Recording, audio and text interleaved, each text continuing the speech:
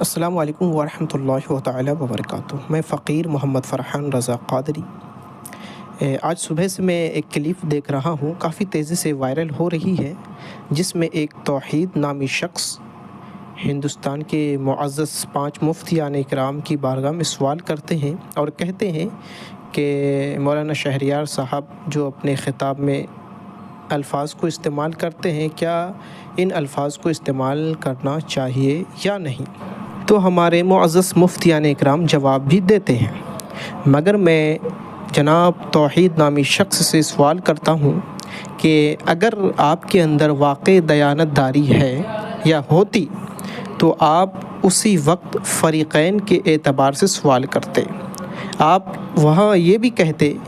کہ احمد الفتاح نامی شخص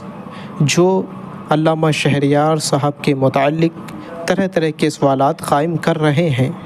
اور اس احمد الفتاح نامی شخص جو ہے ان کے سوالات کرنے کا جو طرز عمل ہے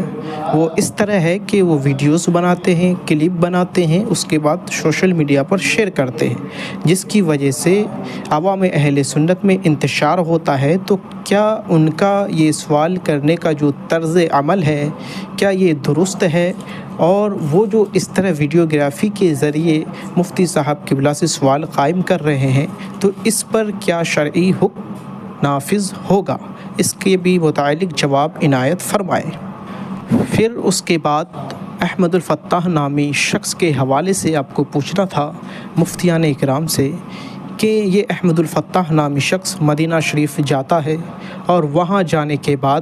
طرح طرح کے خرافات کرتے ہیں، فوٹوگرافی کرتے ہیں، زمین پر طرح طرح کی حرکتیں کرتے ہیں، تو اس کے متعلق شرعی حکم کیا نافذ ہوگا؟ آپ لوگ اس کے متعلق بھی جواب عنایت فرمائیں۔ اور تیسرا سوال توحید نامی شخص کو کرنا تھا مفتیان اکرام کی بارگاہ میں، وہ یہ کہ احمد الفتاح نامی شخص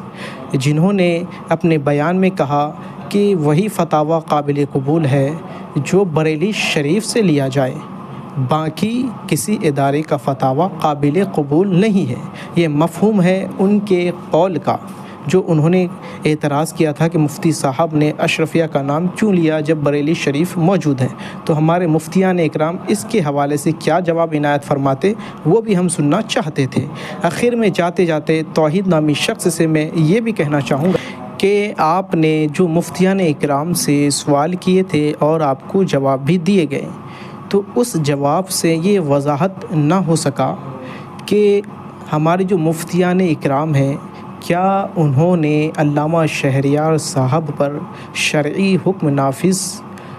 کیے یا نہیں؟ چونکہ ابھی جو ہے انتشار کا ایک ماحول بنا ہوا ہے، لوگ طرح طرح کی باتیں کر رہے ہیں اور کہہ رہے ہیں کہ ہمارے مفتیان اکرام نے علامہ شہریار صاحب پر شرعی حکم نافذ کر دیے۔ تو میں جناب توحید صاحب سے جاننا چاہوں گا کہ آپ کو جو جواب عنایت کیے گئے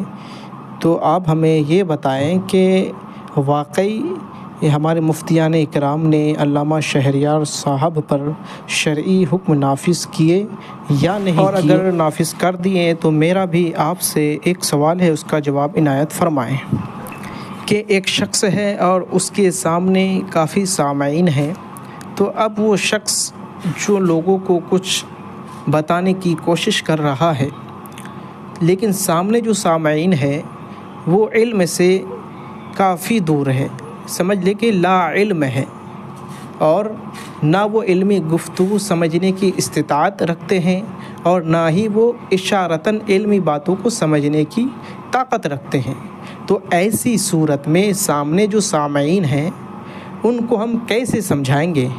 اگر ہم اس کو کھل کر سمجھاتے ہیں تاکہ باتیں ان کی سمجھ میں آ جائے، تو کیا کھل کر باتیں سمجھانے پر مجھ پر شرعی حکم نافذ ہوگا یا نہیں؟ اس سوال کے جواب کا میں منتظر ہوں اور آپ انشاءاللہ اس کا جواب مجھے جلد عنایت فرمائیں گے۔ اور جاتے جاتے میں یہ کلیئر کر لینا چاہتا ہوں کیونکہ عوام الناس میں انتشار کا ماحول ہے، جو آج ہمارے مفتیان اکرام نے جواب عنایت فرمائے تو کیا ان جواب سے یہ بالکل صاف ہے کہ علامہ شہریار صاحب پر جو ہمارے مفتیان اکرام نے جواب دیے ہیں کیا وہ شرعی حکم ہے شرعی حکم نافذ کر دیے ہیں یا نہیں، اس کی بھی وضاحت آپ جلد سے جلد ہمارے پاس پہنچانے کی کوشش کریں گے۔ اللہ تعالی ہم سب کو حق سمجھنے، حق سننے اور حق کا ساتھ دینے کی توفیق عطا فرمائے۔